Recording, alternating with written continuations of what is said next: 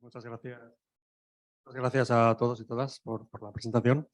Yo le quería preguntar básicamente a Ángel y a Sandra, em, porque básicamente el mensaje con el que me quedo aquí es que los psicodélicos, que las sustancias psicoactivas pasen por los mismos mecanismos que pasan los demás fármacos para su aprobación y comercialización, es algo que tiene sus riesgos, ¿no? Porque hay estas limitaciones, estas manipulaciones, estos evidentes intereses por parte de las compañías que los están intentando comercializar, ¿no?, en el proceso, y estamos viendo que obviamente los resultados preliminares pues son muy positivos y quizás sea en parte por eso, ¿no? Por ciertos intereses y tal. Entonces, no sé si desde la literatura antropológica, porque quizás es lo que menos conozco, si tenéis constancia o si vosotros mismos habéis publicado algo sobre alternativas, es decir, no tanto de literatura crítica, sino literatura más prescriptiva de alternativas o mecanismos o maneras que podrían diseñarse o pensarse para que este proceso de comercialización de fármacos, que vamos a seguir necesitando y siempre habrá fármacos, ¿no?, pues que puedan hacerse de otra manera mucho más sensible, humana, ética, científica, no sé, con un respaldo mucho más, digamos, legítimo, ¿no? No sé si tenéis constancia de algo así. Ese melón es importante. Sandra, no sé si quieres responder tú primero. Puede ser. Me da igual, ¿eh? Bueno, yo creo que la cuestión, hay algunos estudios ya sobre psicodélicos desde la perspectiva crítica, a partir de la cual yo abordé el tema de la depresión infantil. Hay un autor en particular que viene estudiando bastante los riesgos de este tipo de abordaje con psicodélicos, que se llama Joanna Moncrieff, que es bastante conocida, y bueno, y ella adopta una perspectiva de análisis bastante cautelosa. Yo, digamos, lo que conozco en relación al tema que yo trabajo, que es antipsicóticos y antidepresivos, me parece que la forma de compensar todos estos desvíos, Ángel habló de sesgos de mercado, me parece una excelente manera de nombrar esto mismo que yo decía, porque unas evidencias sí y otras evidencias no, es escuchar a la gente que está digamos, utilizando en el caso concreto, utilizando antidepresivos, utilizando antipsicóticos. Ya existen muchísimos grupos que se llaman grupos de sobrevivientes de los antidepresivos, grupos de sobrevivientes de antipsicóticos, donde encontramos relatos impresionantes sobre carreras psiquiátricas que muchas veces se iniciaron allá en la vida infantil, digamos, en los primeros años de vida. Y cómo es que, cuáles son los problemas, qué significa la retirada de las drogas. A veces se dice, bueno, no, esta droga tiene un efecto de tanto tiempo, pero existen efectos residuales y la retirada del fármaco es muy dolorosa, es muy sufrida, produce efectos de abstinencia gravísimos. En el caso de los antidepresivos, problemas en la sexualidad de adolescentes muy graves, pérdida de libido y bueno, en fin, varios problemas que son muy importantes para un adolescente porque le van a transformar su vida, y escuchar cuáles son esos efectos, a mí me parece que es una manera de compensar aquello que la industria farmacéutica nos puede hacer pasar como, bueno, estudios centrados en evidencia, con todos los rigores y todo lo demás. Yo diría eso, no sé, Ángel. Sí, yo para redundar un poquito en la misma idea de Sandra, esta idea del sesgo comercial o de mercado, que no es algo de otros autores, que me parece muy pertinente, porque claro, es el caso de los depresivos pediátricos o para niños y adolescentes es un caso, una historia siniestra de fraude, claro. No lo decimos nosotros, lo dice el Lancet, lo dicen los propios controles que después han habido al respecto, ¿no? Entonces esto hay que evitarlo, lógico. Luego hay otro tema que a mí me parece evidente, si queréis, en esta dicotomía que a veces jugamos entre la evidencia médica y lo que es realmente evidente, que es el sufrimiento o la experiencia subjetiva. Cómo introducir esas experiencias subjetivas como un elemento también ahí en la investigación, como a veces se hace en algunos ensayos clínicos que tienen un cualitativo, ¿no?, que tiene que ver con qué es lo que pasa, cómo se siente, porque es una cuestión de percepciones, incluso la propia depresión o sentirse tal, son percepciones de percepciones, Y claro, a mí me da la impresión de que los ensayos clínicos y en el campo también sí, de la psiquiatría, muchas veces no, más biomédica, ¿no? Por supuesto, a veces no se tiene en cuenta esto y esto es bastante evidente. Y es curioso porque así como en salud pública es conocido desde hace décadas de que hay un indicador muy robusto, que es cuando hacen las encuestas de salud pública poblacionales, que es cómo se siente usted, bien, mal, esto es básico, es un indicador de mortalidad, morbilidad, etcétera. ¿Cómo no lo va a ser en un campo como este, ¿no? Entonces, ¿cómo incorporar esas narrativas como parte de lo que es la evidencia? Me parecería una posible opción. Para no caer en algo así. Claro, aquí el riesgo está en que este tipo de sustancias entren en aparatos de mercantilización, ¿no? Se conviertan en commodities y entonces en lógicas que interesa a no solo como era Ayurveda Internacional, este sacaban 2 millones, pero claro, las Pfizer, etcétera, ganan muchísimos más, ¿no? Entonces, si entra en esa lógica, yo creo que habría que insistir en los controles. A nivel europeo, que el control se supone que es más estatista que la Food and Drug Administration, que está demasiado atravesada por lobbies, yo creo que debería ser importante que los estados creasen en la agencia europea, o lo que existe como tal agencia europea, pudiese funcionar, el medicamento pudiese funcionar con controles rigurosos, ¿no? Y la otra dimensión que ya te he dicho, que es la de las, qué es lo que ocurre realmente para las personas, que es finalmente lo que importa, cómo se sienten. Si se sienten bien, pues fantástico. Si no, pues saber por qué, ¿no? Qué diferencias hay, qué tipologías se crean a partir de aquí, porque es probable que a algunos les siente bien y a otros no les siente bien. Esto ya pasa con los antidepresivos, pasa con muchos psicofármacos, ¿no? Y en cambio no se considera esta cosa de la estandarización, que es una lástima, porque la estandarización lo que hace es, en nombre de una enfermedad fantasma, que es la categoría diagnóstica, y encima no tiene unas bases claramente conocidas, ¿no? Como otros trastornos o síndromes o enfermedades, digamos que opacar, ¿no? Lo que sería la narrativa, la experiencia subjetiva de la persona, ¿no? Afectada. Es lo que puedo comentar.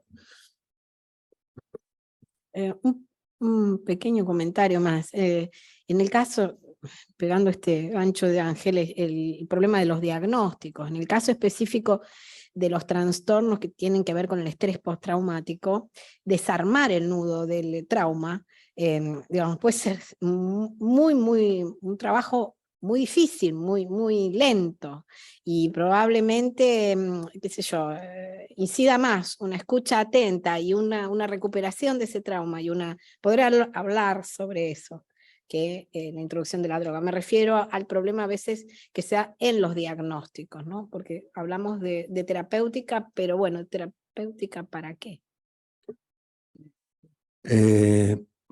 Nos hemos comido el tiempo. Sí, hay 2 preguntas, si son breves las preguntas y las respuestas. Vale. Bueno, primero agradecer a la universidad por abrir este espacio, a ICER también por promoverlo. Nosotros venimos de Colombia y es realmente desconcertante venir a estos espacios a beber conocimiento sobre algunas plantas que están en nuestro territorio. Para nosotros esto es una paradoja y quisiéramos mucho que este tipo de discusiones pues ocurrieran también en esta parte del mundo. Rick Doblin en algún momento le escuché decir, los psicodélicos no promueven una experiencia farmacológica, sino una experiencia humana. Y por eso es que celebro tanto que estas discusiones se estén dando en este departamento y en esta facultad, porque eso está contribuyendo a la no farmacologización de lo que es la experiencia propiciada por estos compuestos. Específicamente la pregunta va dirigida con todo este ámbito transdisciplinar que se está promoviendo. ¿Qué invitación le harían ustedes a estas instituciones, fundaciones y demás gremios académicos o de la sociedad civil, no necesariamente indígenas, porque ICER sí que ya lo hacen en América Latina, sentimos que lo hacen, pero no a las comunidades indígenas, sino a las personas que estamos tratando de organizarnos socialmente para intentar hacer estos aportes investigativos, pautas y de mínimos hacia la construcción de este fenómeno en el cual estamos moviéndonos ahora. La propuesta de Manuel esta mañana nos sonó mucho de tejer estas alianzas y a hacer algunos encuentros en conjunto, pero seguimos sintiendo que no hay la suficiente inclusión. Entonces la pregunta va dirigida hacia cómo visualizan ustedes que podemos tender estos puentes con estas instituciones no indígenas en estas partes del mundo. Gracias. Quizá Rosa y Constanza, que no han participado todavía. Rosa, sí. Bueno, ¿a qué instituciones se está refiriendo la persona que ha preguntado?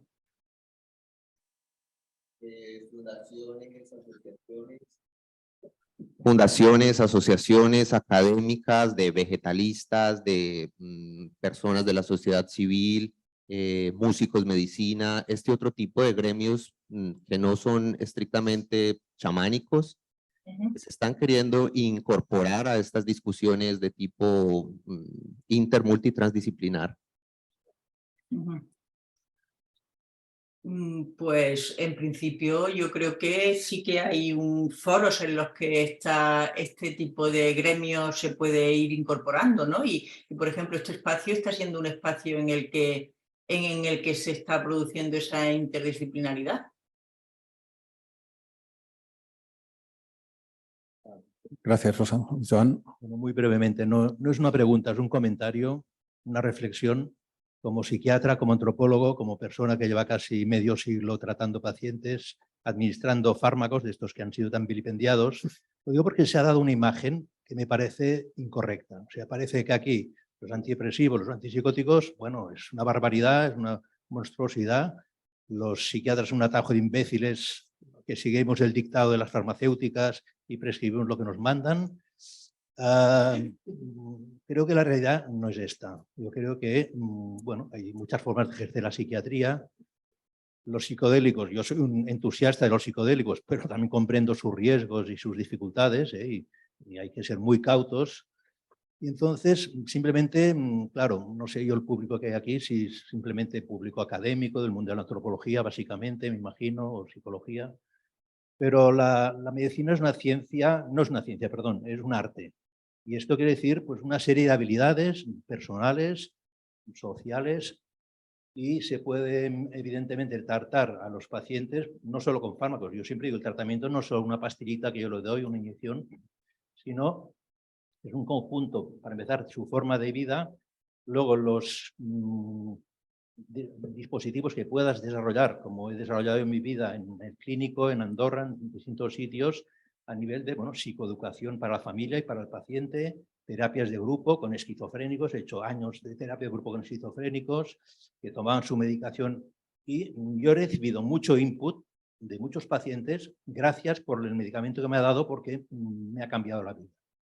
En fin, hay mucho que hablar, no quiero ahora extenderme, hay una mesa redonda luego, pero es un tema que yo creo que hay que ser muy cauto y bueno, y no, quizá hay un exceso de, en fin, iba a decir una palabra un poco gorda, os podéis imaginar, ¿no? Creo que, en fin, no se puede demonizar y sacralizar otras cosas.